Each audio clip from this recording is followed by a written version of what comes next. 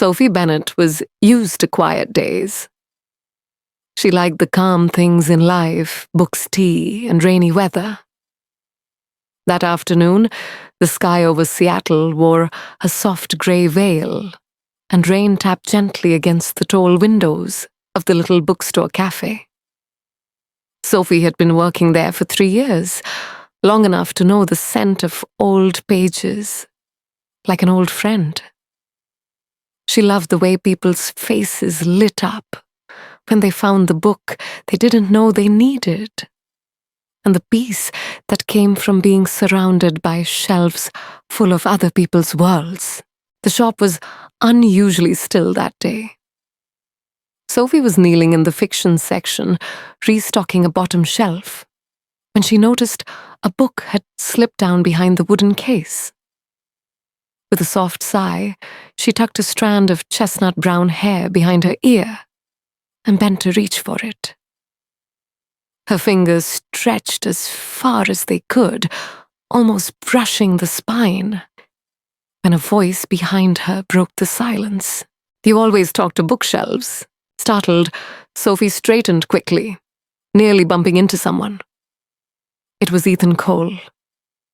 He stood just a few feet away, his familiar crooked grin tugging at his lips. She'd seen him in the store before, more than once over the past few weeks. Always quiet, always wearing the same dark hoodie, always alone. She had noticed him, of course. How could she not? Tall, with slightly messy dark hair and deep blue eyes that seemed out of place in someone so calm. The kind of eyes you remembered, even when you tried not to. Sophie felt her cheeks warm. "I wasn't talking to the shelf," she said quickly. Then after a beat, "Okay, maybe I was." Ethan chuckled, a low, genuine sound that made her pulse stumble. He knelt beside her effortlessly and reached for the book she couldn't quite grab. "Here," he said, offering it to her. "Let me." She took it slowly, her fingers brushing against his. The air between them shifted quiet, yet charged. Something small but important had happened, though neither of them could name it yet. "Thanks," Sophie murmured, clearing her throat. "I swear this shelf keeps getting smaller. Or maybe you're getting taller," he teased, standing and slipping his hands into his jacket pockets. She smiled without meaning to. Not likely. For a moment, they just stood there. The sound of rain tapping on the glass, filling the space between words.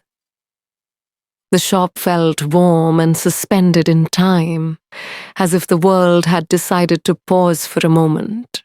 "I've seen you here before," Ethan said, finally. "You work here?" "Yeah, almost full-time now," she replied. "You come in a lot, don't you?" "Yeah, there's something about this place. It feels real." She tilted her head. "It is real.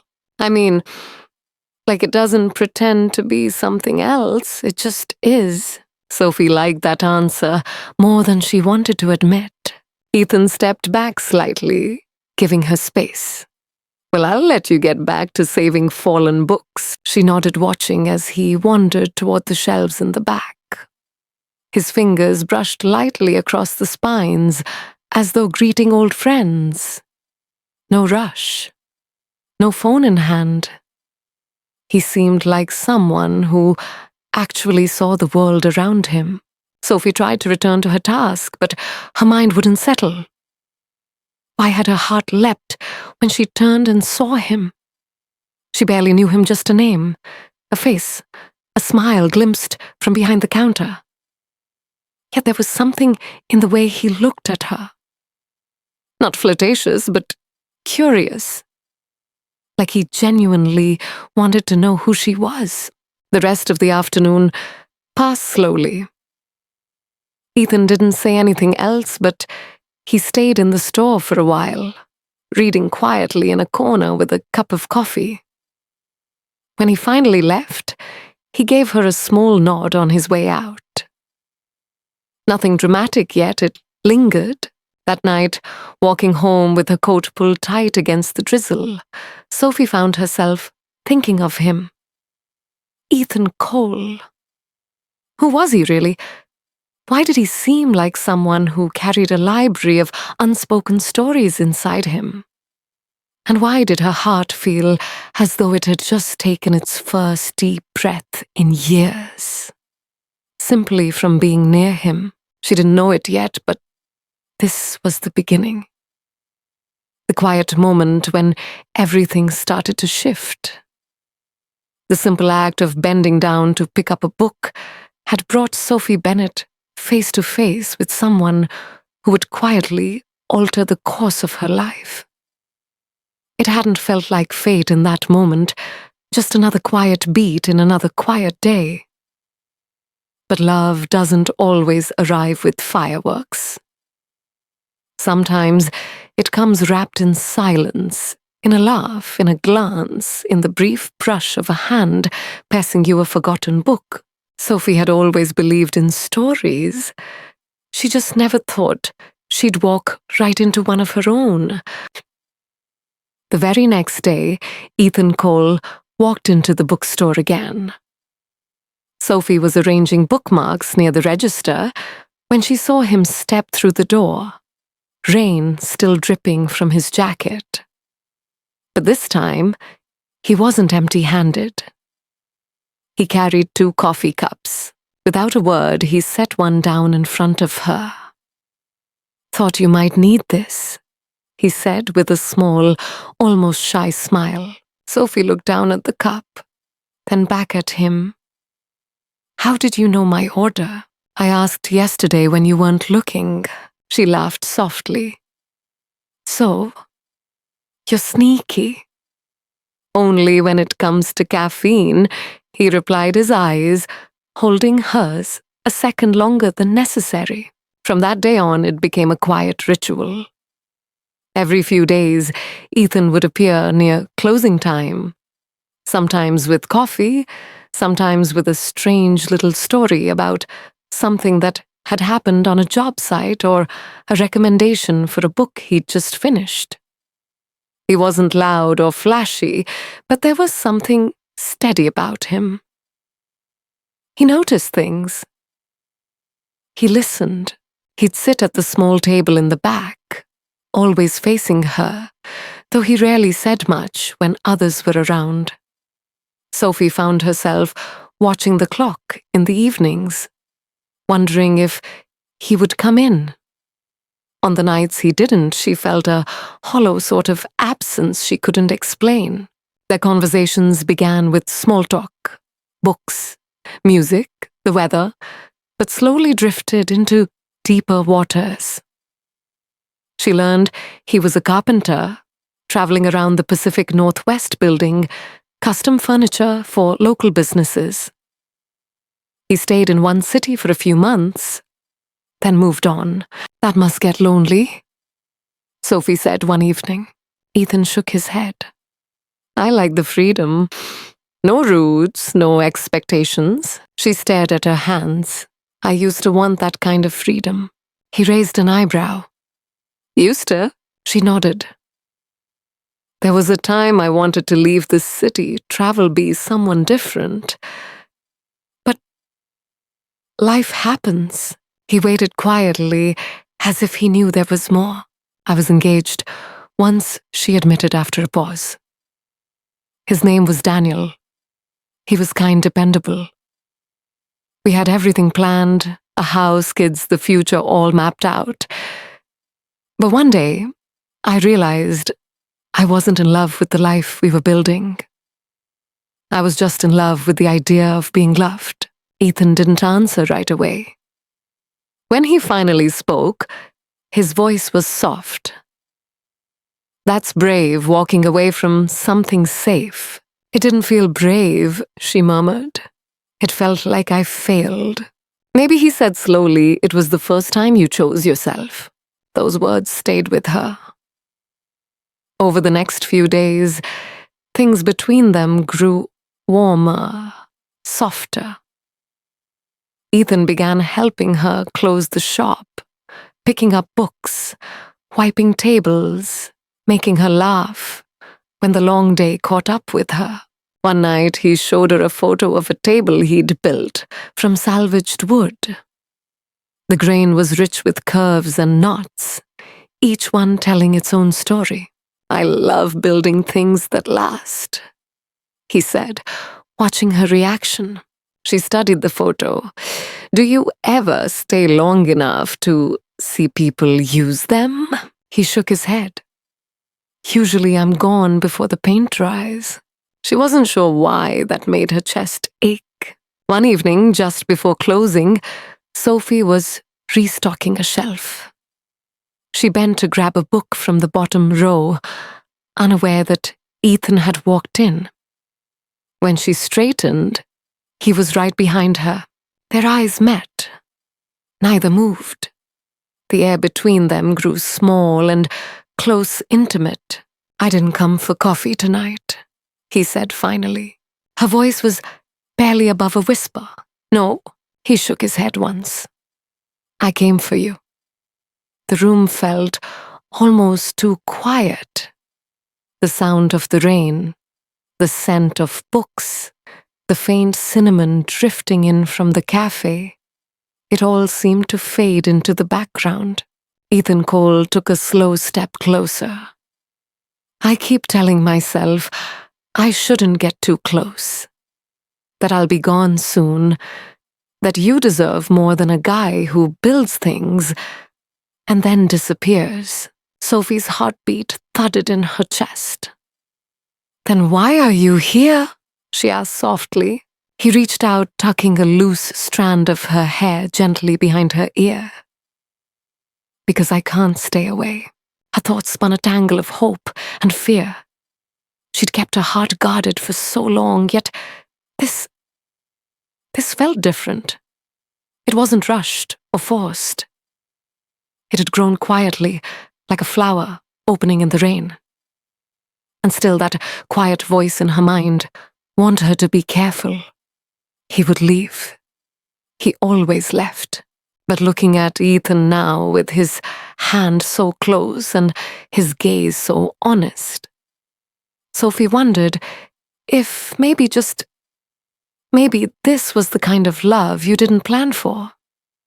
The kind that arrived quietly, unexpectedly, and stayed in your heart long after it was gone.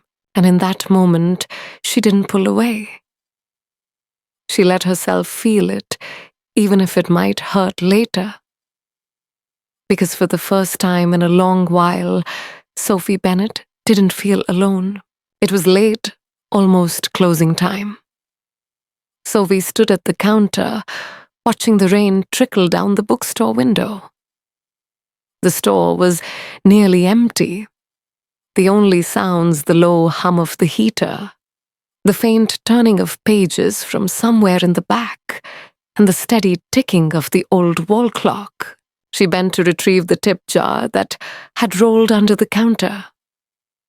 As she reached for it, the bell above the door rang softly. She smiled without looking. She already knew who it was. Just as she straightened, she felt a presence, sudden and close, a brush of fabric against her back. She turned quickly, finding herself face to face with Ethan. He stood inches away, eyes locked on hers. Tonight, he looked different, not just damp from the rain, but serious. His usual easy smile was gone. "I didn't come for coffee," he said quietly, his voice low and steady. Her breath caught. "What do you mean?" He stepped closer, each movement deliberate. In his hand was a small, hand-carved wooden bookmark. Without a word, he offered it to her. Sophie took it gently, their fingers brushing. She looked down and read the single word, carved into the smooth wood stay. Her eyes lifted to meet his. I've been trying to talk myself out of this, he said, his voice carrying both resolve and hesitation. Telling myself I don't belong here, that I'll only make things harder for you. Sophie didn't speak. The moment felt too full to break. He ran a hand through his damp hair, clearly nervous. But every day I see you, every time you laugh at something ridiculous I've said, I stop wanting to leave. That's never happened before. She glanced back at the bookmark. The word felt heavy in her palm, filled with meaning she wasn't sure she was ready for. You don't even know if you can stay. I know, he admitted. But I wanted to stop pretending. I don't care. Something shifted deep inside her, an old locked door creaking open. She'd spent so long keeping her heart safe from disappointment, from heartbreak. But Ethan wasn't like anyone else. He hadn't arrived with promises or grand gestures, but with quiet presence, kindness, and truth. You said you always leave before the paint dries, she whispered. I do, he said, but I don't want to this time. The silence between them stretched. Around them, the bookstore seemed to dissolve the shelves, the ticking clock, the soft pools of light, until there was only this moment. I don't know if I can do this, she admitted, her voice trembling. I've been so careful, so afraid to fall again. I know, he said gently. I can feel it when you pull away. He wasn't blaming her, just telling the truth. And somehow that honesty loosened something inside her. I want to trust you, she said. But I don't know how. Then don't rush, he murmured. Just let me be here. Let me show you.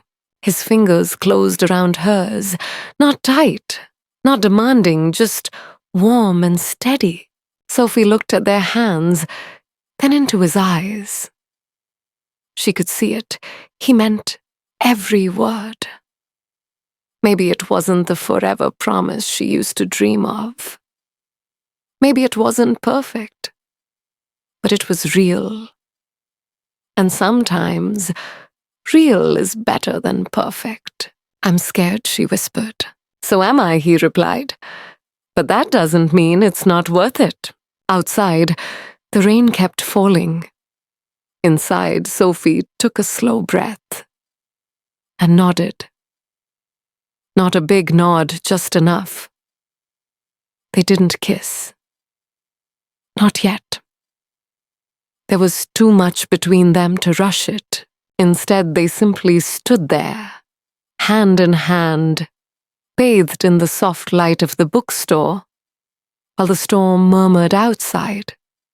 The quiet wrapped around them, and in that silence, something shifted forever. That night, when Sophie locked up, Ethan Cole walked her home. They didn't talk much, just shared the kind of silence that felt safe, like an old blanket on a cold night. At her door, he didn't ask to come in. He only said, "Good night," and brushed his hand gently against her cheek before stepping back into the rain. Sophie stood in her hallway long after he'd gone, fingers curled around the carved bookmark. Stay. The word echoed in her chest, louder than the storm outside.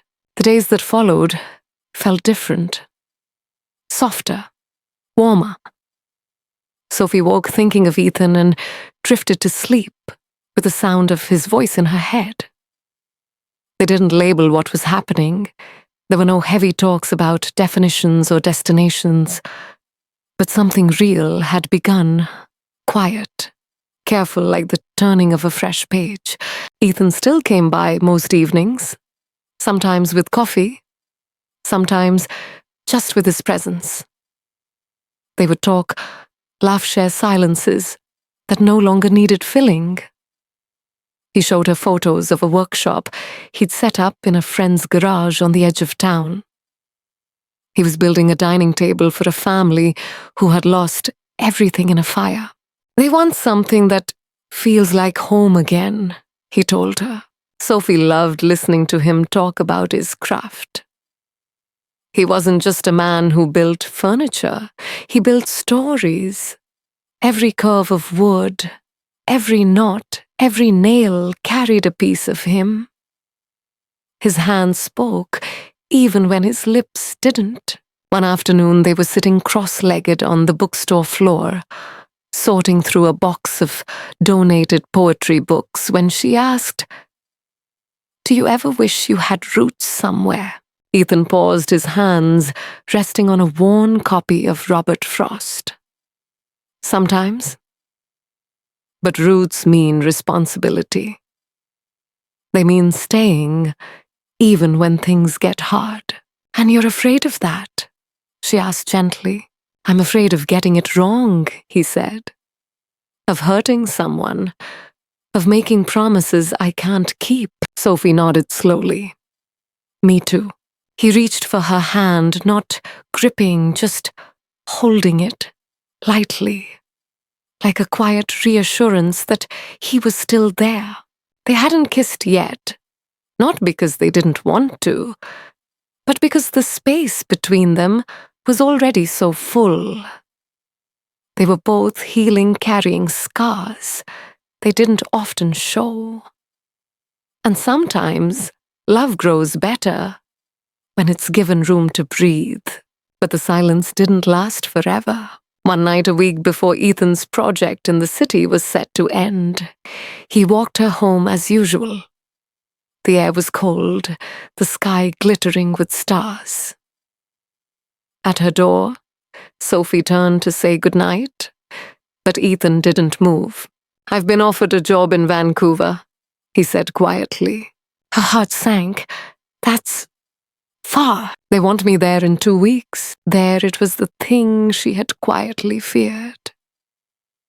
She had always known he would leave. But knowing it and feeling it were different things. "I guess I should have seen it coming," she murmured.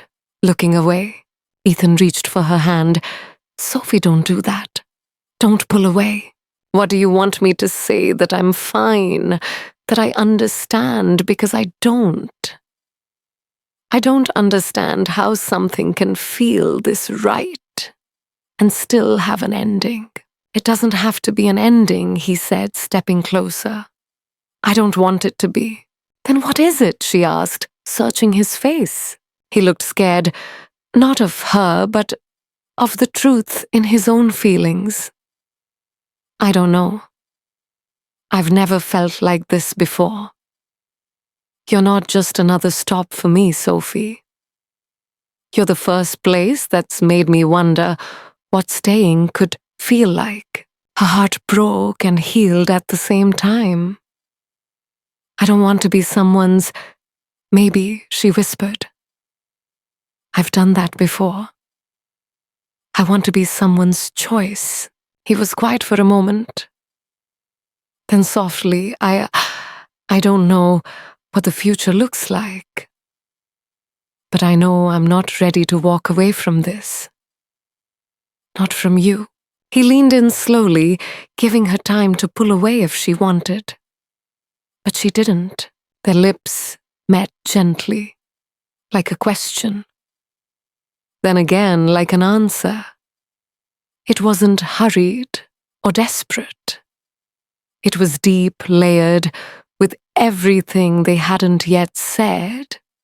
Fear, hope, longing. When they pulled apart, she rested her forehead against his. "I'm scared," she whispered. "So am I," he replied. "But maybe we can be scared together." A week later, Ethan left for Vancouver. But not alone. Sophie drove with him, spent the weekend helping him set up his workshop, and promised she'd visit again soon. They didn't call it a relationship. They just called it real. They texted daily, traded photos and shared small pieces of their days. She missed him, yes, but she didn't feel abandoned. Distance this time wasn't an ending, it was only a pause.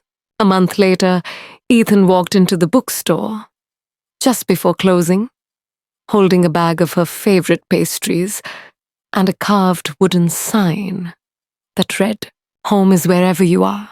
The tears came before she could stop them. Happy tears, full of relief. Because for the first time, love hadn't left her.